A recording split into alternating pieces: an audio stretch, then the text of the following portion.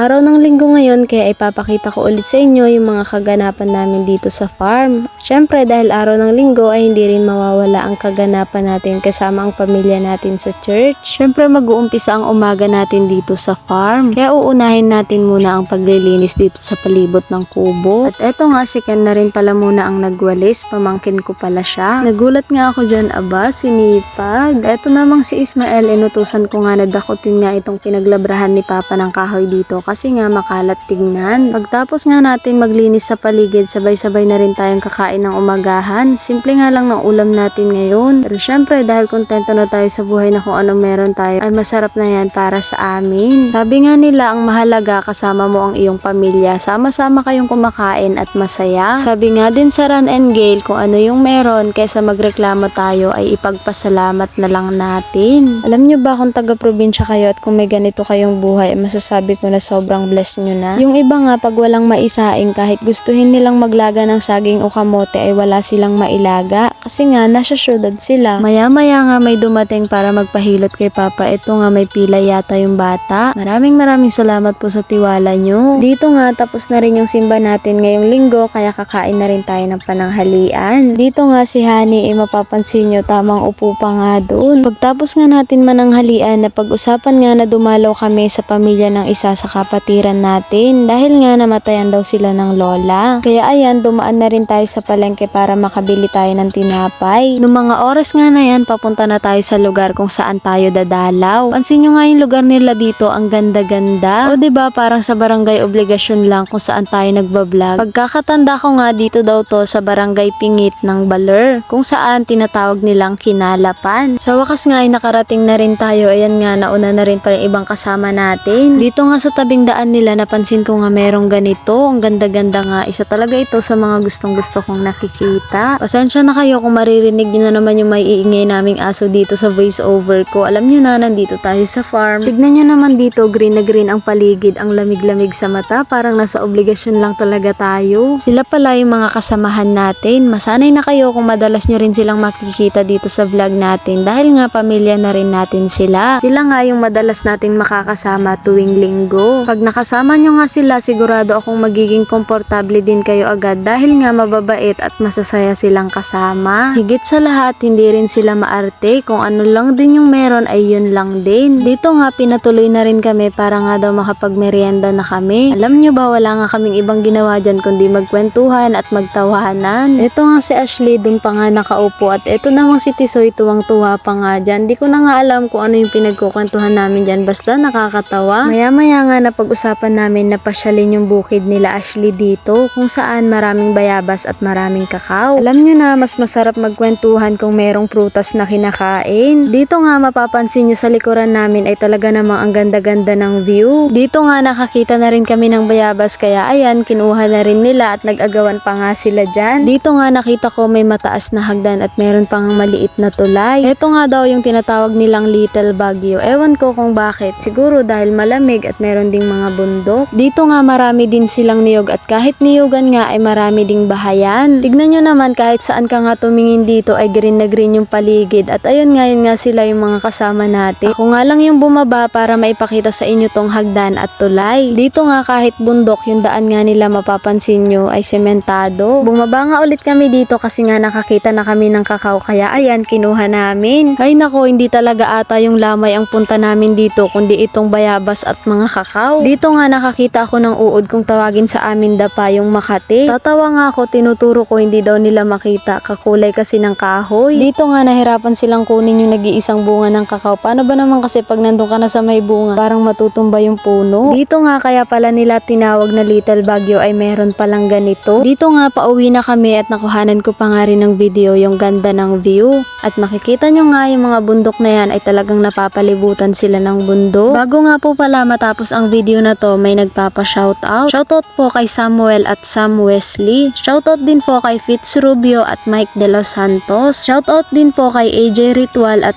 Brent Rivera at Ace Andaya. Shoutout din po kay Aiza Maldo o Maldi. Maraming salamat po sa suporta nyo.